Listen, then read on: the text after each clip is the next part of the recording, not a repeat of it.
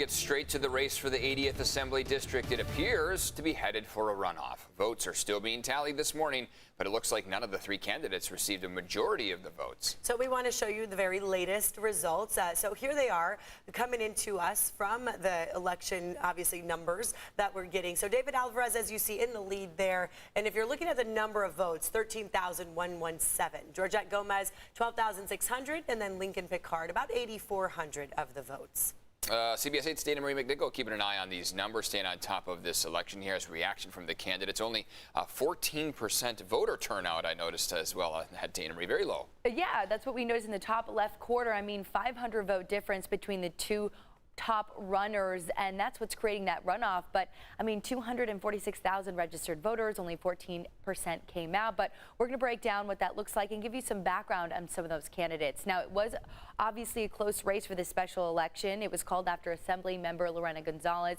stepped down early in order to head the California Labor Federation. Now, the ultimate winner will serve the remainder of Gonzalez's term through December. Now, both candidates vying for the seat representing the South Bay, Georgette Gomez and David Alvarez, both grew up in Barrio Logan and graduated from San Diego State University. They both served on the San Diego City Council. So we're going to hear a little bit from them this morning.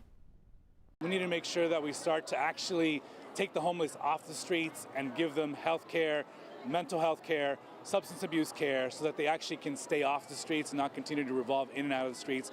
We actually need to take action on that now.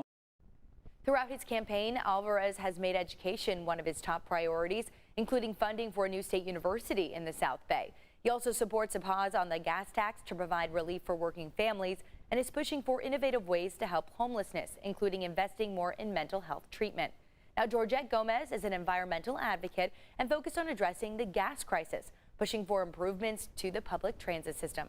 During her campaign, she said she'll fight more for funding for schools and universal health care, and is also passionate about creating more affordable housing as well as backing a streamlined permitting process. Our communities are suffering from not having enough housing that they can actually afford, from addressing income inequality, addressing air quality, environmental justice. So there's a lot. With no candidate receiving a majority, the runoff for this special election is set for June 7th.